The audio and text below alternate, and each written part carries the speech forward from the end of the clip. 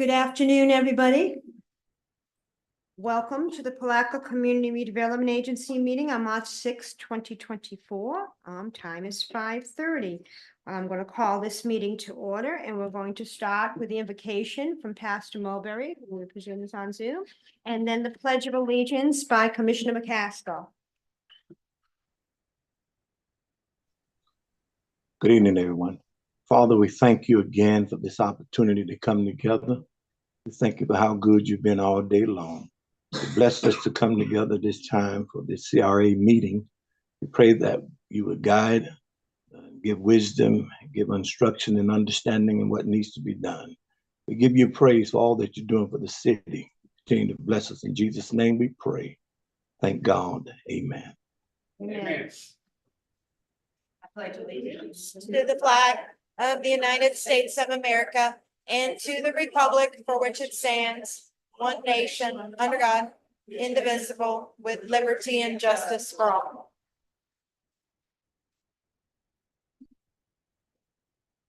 Mr. Fields, could you please read the special call meeting notice? Certainly. Thank you so much.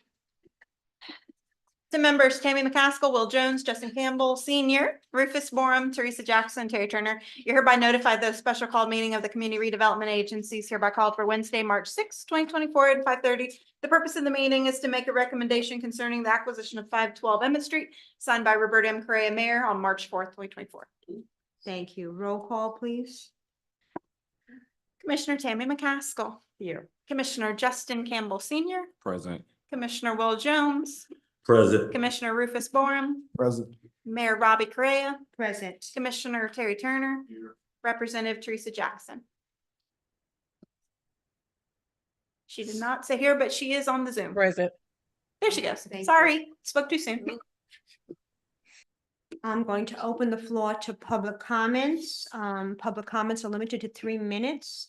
And I know items may not be addressed at this point in time. We have somebody who submitted for public comment, Pat Wilson. Could you please come up and give your name and address for the record?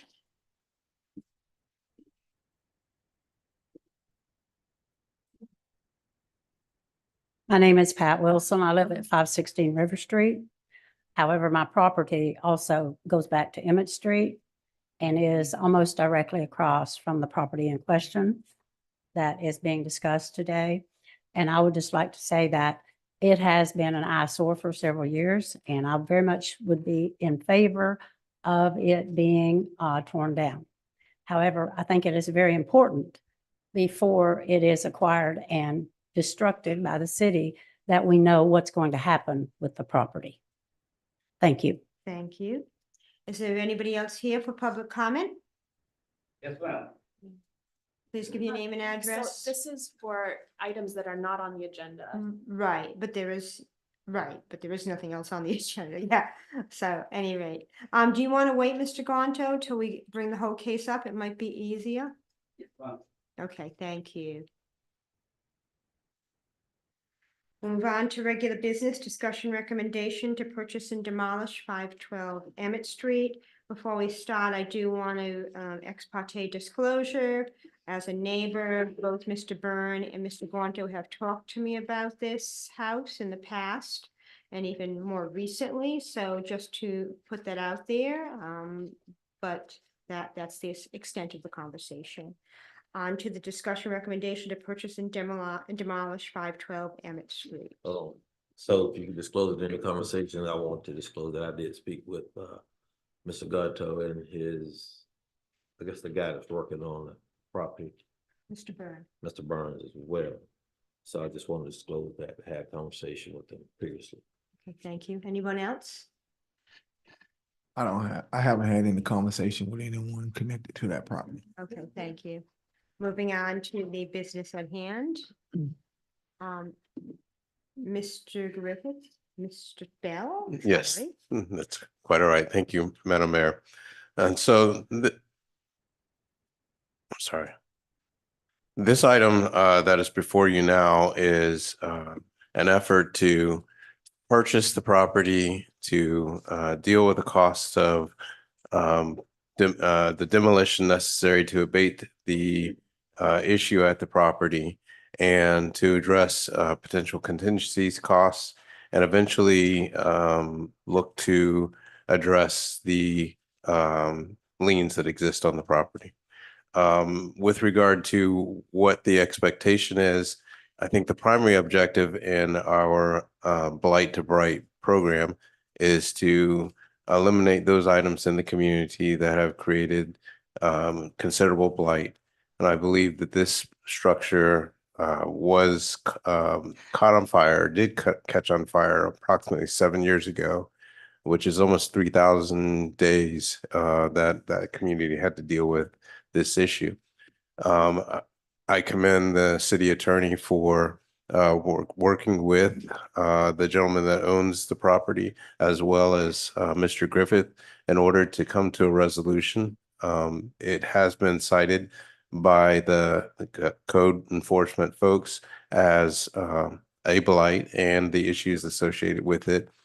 I will allow Mr. Griffith to provide any additional color on that, but what we're asking to do and this item before you is purchase the property, abate the existing issue that has been with us for almost 7 years, and then potentially put that property on the market for sale and at a future date.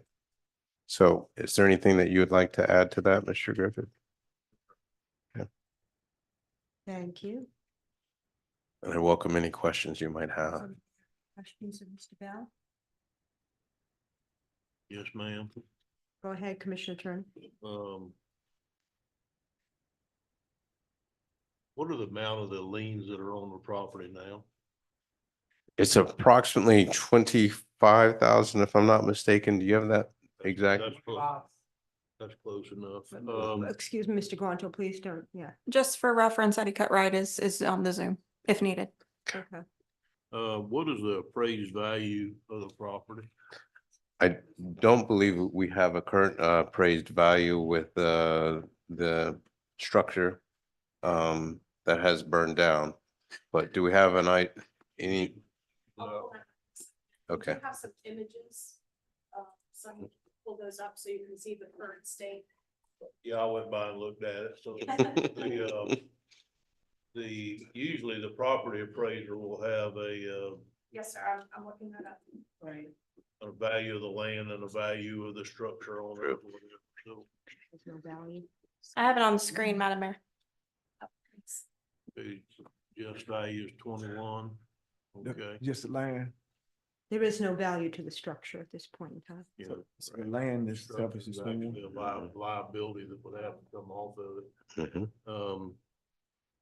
What is the contingency you felt like it's needed for? I don't know which one of you to ask. Mr. Griffith, since he's intimately involved with the project. Yeah, Mr. Turner, we're basing our estimate based upon 2 demolitions that we did well over a year ago with SES. We believe it's going to be in the ballpark of $10,000 to $15,000. But as you know, when you embark on some of these projects, there's unforeseens. So we're just looking for that total of 30,000.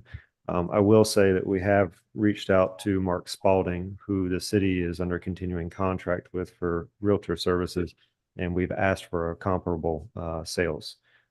Because the intent is if you make this recommendation tonight, it goes to the city commission, and we will be sitting on ready to have the property listed as soon as it is raised.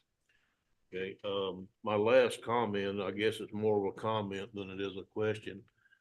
Would the money come back to the CRA if we make this deal? I mean, if the CRA pays the money out, would the money come back to the CRA after the sale of the property? I would presume so, hope so. Mr. Griffith, does anybody want to speak directly to that, please? I That would be staff's suggest- recommendation. Okay, that's all I have for now, Madam Mayor. Thank you. Does anybody else have any questions? I do. Go ahead. Okay, go ahead. No, go ahead, Ms. Jackson. Ms. Jackson? Oh, okay. I see that it's gonna be sold through a quick deed. Is there not a title search needed to see that if there's more than just the liens from the city through a title search? Ms. West? Yes. So, Ms. Jackson, I have looked at the chain of title that's available. The reason it's going to be in the form of a quitclaim deed is because there are issues with the previous deeds in the chain in terms of consideration. There was no consideration. It was love and affection, which could pose a title problem, and therefore it's being conveyed via quitclaim deed. Would you have Okay. that title because of that? The potential purchaser can. I don't see an issue with why the city would need to clean up that title. No. Any further questions, Ms. Jackson? I do, do we have kind of a ballpark figure on how much it's gonna cost to, demolish the rest of the house, tear the rest of the house that's down? Because it looks like it's at like a total of 33,175. That's not including the unpaid taxes. And also it's not including the cost to demolish it. Z estimate is showing that it is approximately valued at $31,000. So kind of know that you're buying some property that's going to be upside down.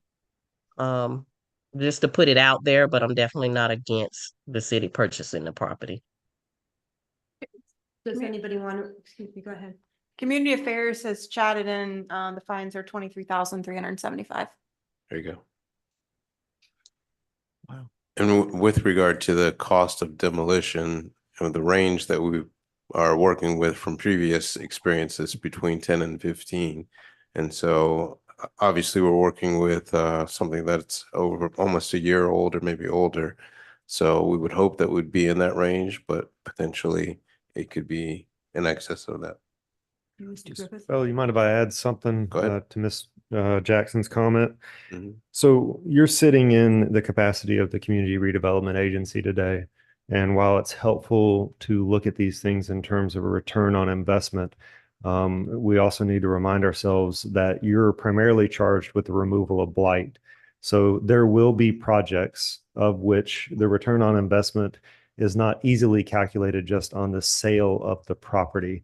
So there are impacts to the adjacent properties, onto the quality of life. And some of those things are not immeasurable, or they're not measurable in a dollars and cents way. So ideally, we're going to get to close to a net zero cost. But this is one of those projects per Florida Statute 163 that is an eligible expense and that you see CRAs undertake all the time. Thank you. And I understand that, John. That's why I ended my, my comment with, that I'm not in disagreement, with it being done, but also we need to, inform everyone, of the total cost, that so somebody might object to it, but I have no objection. Thank you. Commissioner Jones did ask. Yeah. Commissioner Jones, go ahead. Oh, that's too late. First, I want to know why this was an emergency item, since it had been burnt for some years. Me too. And we just had a CRA meeting. That's number one. Secondly, I went by and I visited with the two gentlemen in the back just to get the knowledge and the history before making any decision. And it appears that they have already torn down, if you want to put the pictures up, half of the structure already. And I would like to know, when did the lien start?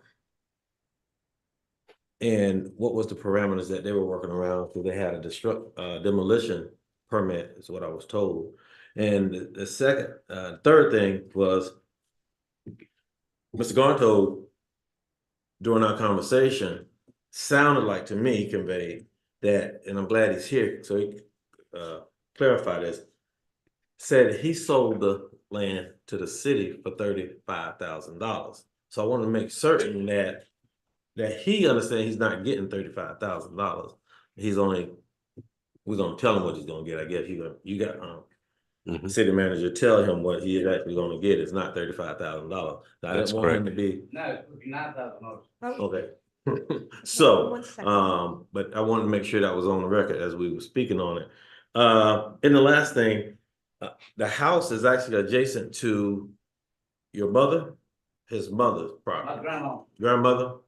property.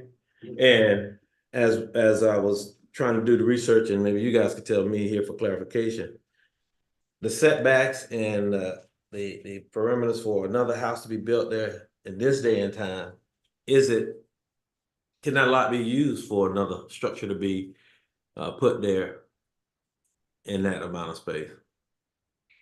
So You'll have your chance in a minute, Mr. Barto, sorry. It is considered a buildable lot. I don't know if Mr. Griffith would want to speak to that anymore, anybody else for that matter, but would be considered a buildable lot. Yeah, but he's not here. He's on the line. Is he online? He's on the line, Okay. but I'm not 100% sure he's ready for that question yet. He's covering the phones in the lobby for us, We need. but And Okay. there are some other items while we're waiting for him to come to the mic that I can address from the commission comments. So, and I may have missed some of the items. With regard to the calling of the meeting, the sense of urgency that was expressed by staff was around the opportunity to come to a resolution on a matter that has existed for quite some time. There are many other matters that have existed for a considerable amount of time that we were attempting to bring to resolution, but have not been able to do so. In this particular case, as staff expressed to me, we had a property owner who was willing and to sell the property to the city, which would give us the opportunity to enter in and abate the blight that we're dealing with, and that is the charge of the CRA as well as the city in general. So that's why we requested the opportunity to have this meeting. It is at the pleasure of the CRA as to whether or not they consider it an emergency item or if they want to defer to the next meeting. We wanted to make sure that we address this as quickly as possible, not only to remove the blight from the community, but also because we wanted to ensure that the transaction could be completed as timely as possible. I believe the other matter that you mentioned was around the communications that had occurred around the pricing. And so it is, in fact, $9,800. It's not $30,000. We're looking at this overall cost associated with trying to address it. There are some opportunity costs associated with this that Mr. Griffith mentioned. But I believe that when it comes to that point where we're ready to put the property on the market, there are some stipulations that we can ask that would help us be able to recoup whatever negative cash flow might exist as a result of the demolition of the property and the purchase of the property. But that's something that we would have to address when we get to that point and we're ready to put the property on the market. The planning director has, so. Yes. Commissioner Jones did have a question. Mr. Rowney. Good evening. For the record, Lorenzo Aguirre, planning director. So the question was, the lot is adjacent, it's right in the middle of two current structures, right? Can you pull it up, Sonny?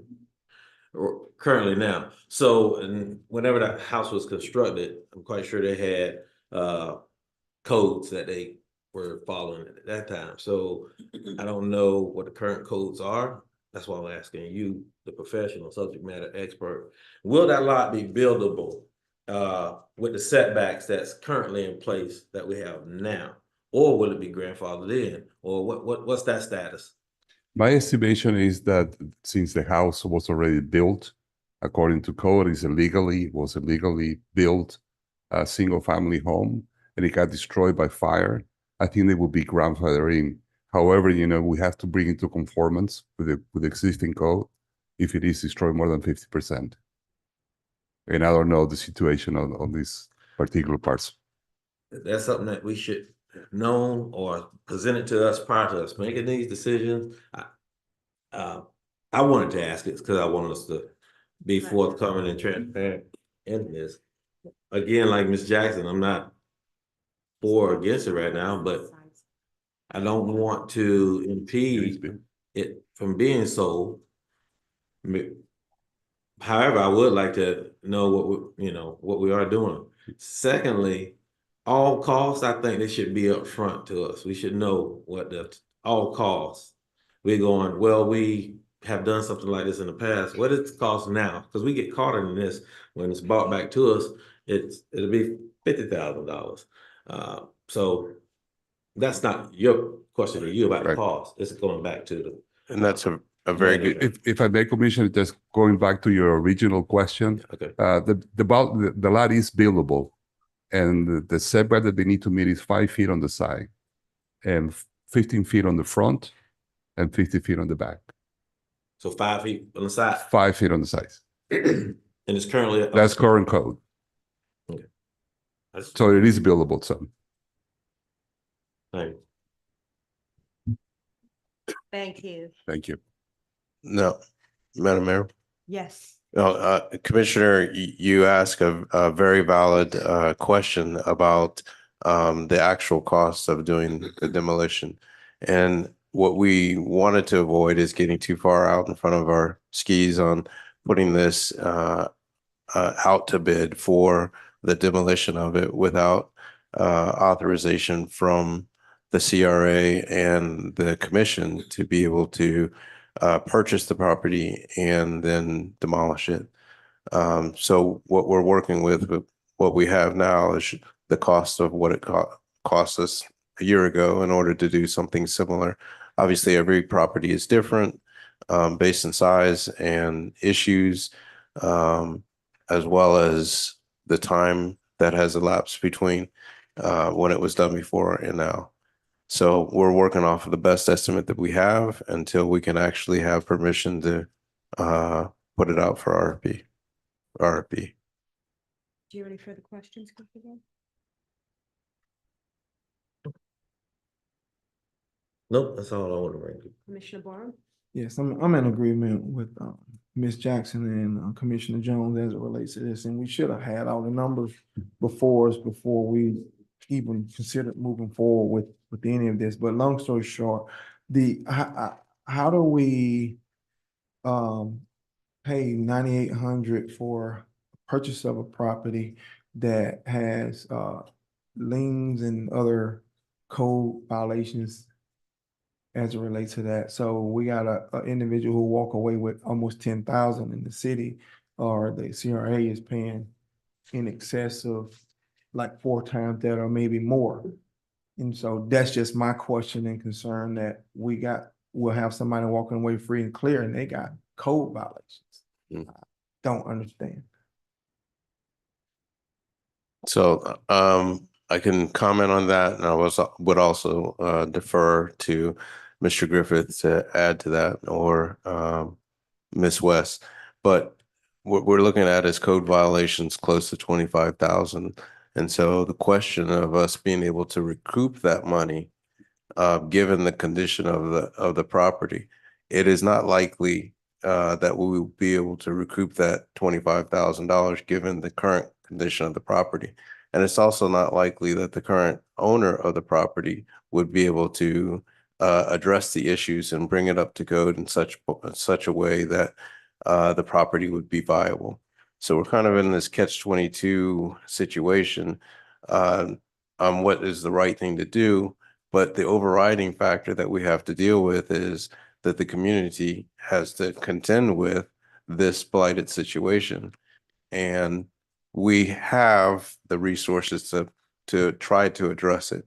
Now, does that mean that we're going to be able to recoup everything that it would cost us to do that in the moment? We don't have information to be able to say yes, that we will. But we do know that the property would have value based on where it is and the opportunity to put it back on the market. We would not probably be able to do that with its current situation. So we have to figure out something to be able to do in order to get it to a state where we can put it back on the market. There had to be some sort of solution. Also, there's a safety concern. If a child wandered onto that property, it's very dangerous, and it's been that way for some time. So that's one of my primary concerns, frankly. It looks hideous, it is a blight, but it also is dangerous. It's a big safety issue, and I wouldn't want any child to get hurt because we were concerned about spending the money that is there, and that is one of its intended uses. And hopefully we would get it back on the market, sell it, and would be back on the tax rolls, and bring in that revenue in the future. And I think it would be helpful to see the video right now. And thank you for mentioning the safety concerns, because I neglected to make reference to that.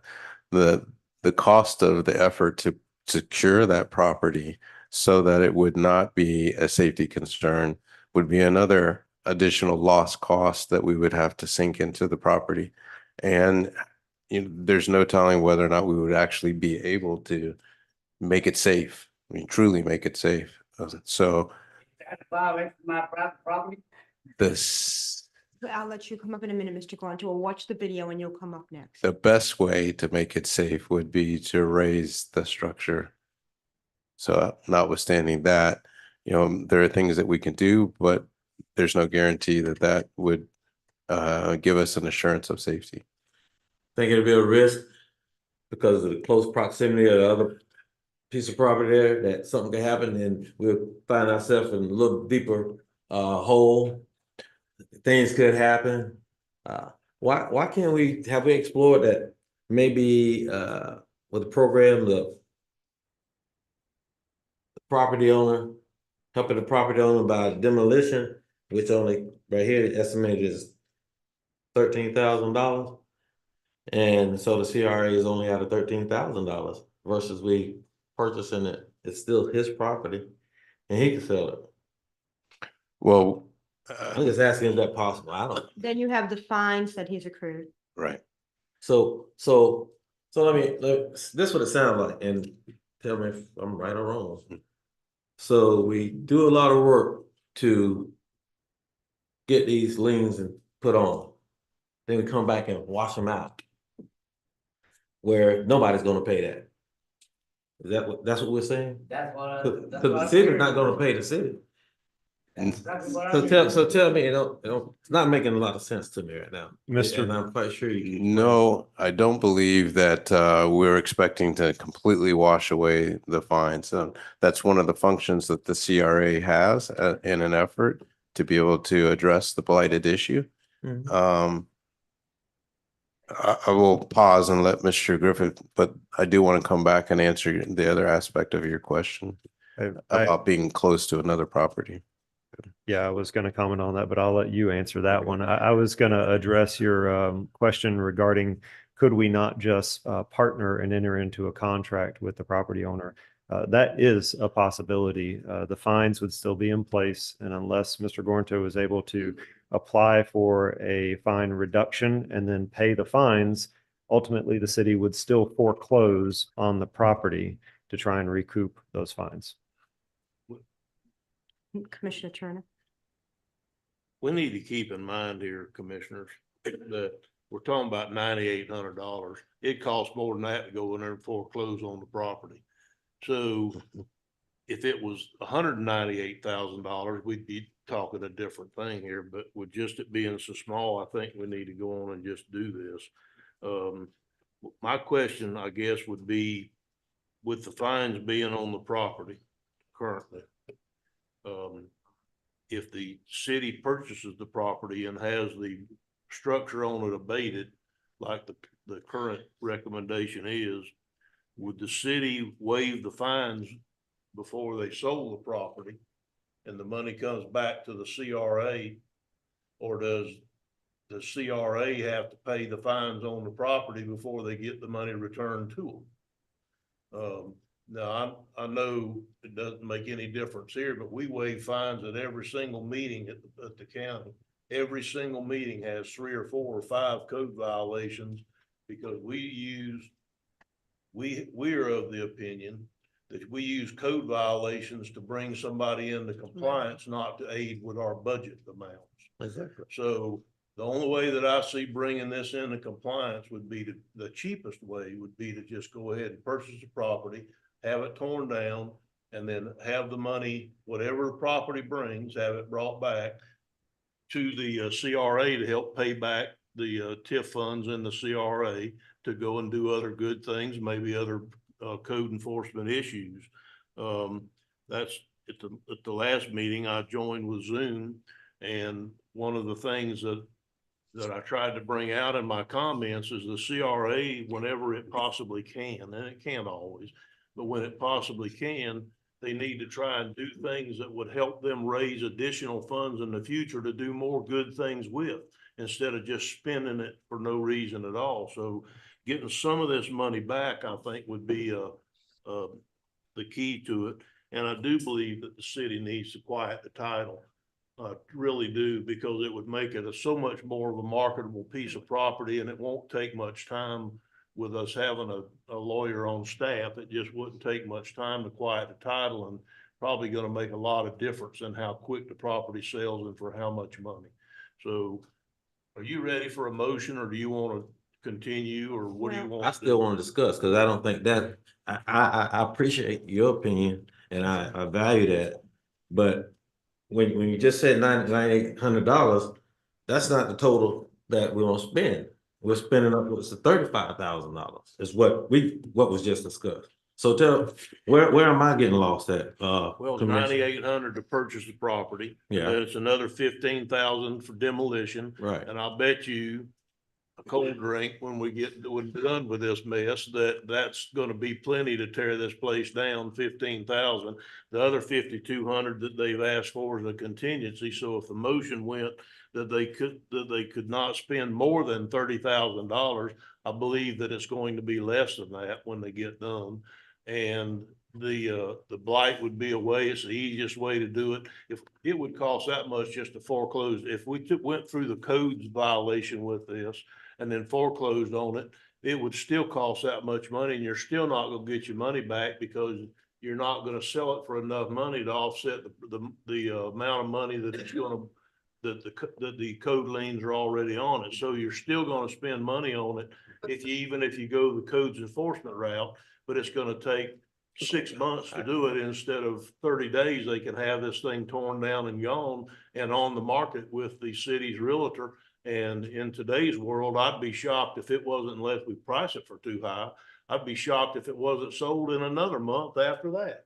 So I just don't think we're spending a lot of money here and a lot of time, to try and get something done. This is one of those rare instances where you can put a less money at it and make it happen quicker and easier than if you went the route that's built in through code enforcement and foreclosure and the normal route. So, I really think we ought to just go on and do this. I truly do. Yeah. Wait a minute. And you're set, Mr. Johnson, Mr. Gunter will come up. Oh, yeah. Mr. Gunter, would you like to come up and say anything in regards to this topic? I did want to quickly respond to the commissioner's Oh, I'm so sorry. question about properties that are close by. And so that's why we would be using a licensed and an insured contractor who understands the parameters that are associated with the demolition of that property. And if they should fail to meet those parameters, then that's what their license and insurance is there for, to be able to cover that potential liability. Go ahead. Do you have anything else, Commissioner? Yeah, I'd just like to make a quick comment. I thank Commissioner Turner for that clarification, because I don't know a whole lot about, real estate, and also don't know about the how things proceed through the courts and the costs associated with doing things like that. So I thank you for at least giving me that insight. So those are the kind of things that we need in order to be able to help make decisions. Not everybody have that level of knowledge around different things as it relates to when we making decisions. So I certainly appreciate that, and that helps me a lot more. Thank you. Thank you. Anybody else? Yeah, I want to get. Yes, Mr. 1 minute, Mr. Gong. Could you please come up to the microphone and give your name and address for the record? My name is Daniel Gonto Reese. I live at 560 Lemon Street. I want to know who gave permission to come on my property. I'm not certain. Specifically, can you tell me when that was and why? Well, obviously you guys made an estimate of my house. But if you go through the front gate, that means you're trespassing on my property. And what are you referencing specifically when? One more, that's right here. Okay. I don't believe anybody went on. What we were if I may, Madam Mayor. You may. we were referencing on there was the paperwork off the property appraiser site is where we got these numbers from. It's down at it's on the internet. I don't think anybody went on your property that I'm aware of. And also to take those drone photos, you wouldn't go on your property either. Those could be taken. No, but that's my privacy, No, right? Am I right or wrong? well, I'm gonna sell it, okay, when it comes to, excuse but me, when it comes to my privacy, you're wrong. okay, when it comes to real estate, it is really hard to put some limits on that sort of thing. Somebody can drive through and photograph your house. It's really hard to prevent that. I'm sure Chief Shaw may be able to speak more to that. But people do drive around and photograph houses, and drone photos are from a distance. So nobody came on your property is the point. Okay, so far, nobody come on property, but I got pictures in my backyard. Mhm. How do you get the pictures in my backyard? I don't, yeah, I think at this point, we just can't give you any more answers than we have. Thank you, Mr. Gonta. Thank you. You ready for a motion? We are. I move that we take staff recommendation and spend not to exceed $30,000, 9,800 for a purchase, up to 15,000 demolition and 5,200 in contingencies to make this property, to buy this property, demo it, and the money come back to the CRA to pay them back when the deal's done. Second. Can I ask for clarification? Go ahead. Can we make that up to 15,000 for demolition? Well, still have your 52 Right. contingency on top of that. Right. Okay. So the 30 was the maximum of 30. Maximum 30. Okay, so the motion is second. All in favor? Aye. Any opposition? Nay. Okay. Miss Jackson, do we hear Miss Jackson? I didn't hear her because I heard yours. Yours was louder. Then not because. And could I elaborate? You can in a second, as long as did Miss Jackson, did you vote in favor or in opposition? Yeah, in favor. Okay, thank you. Go ahead, Commissioner Jones. The mental capacity is a somewhat cloudy here. And I know when you do real estate contracts, you can't make contracts when both parties are not competent enough to make them. Seems like a little bit of concern. It is for me. So let that be. Thank you. Do we have anything else to discuss? That we, yes, We just wanted clarification as to which district in the CRA. it's south. Thank you. Is that the intent of your motion, Commissioner Turner? I believe it was your motion, sir. You can add that to the motion if the second will allow it. I'm friendly to it. It has to be. You legally can't spend funds. I'm good with that. Yeah, it has to go back into the south. Right. Thank you. I just didn't want to add something to the motion that wasn't intended. Thank you. Is there anything additionally to discuss? If not, a motion to adjourn? So move. Okay, thank you.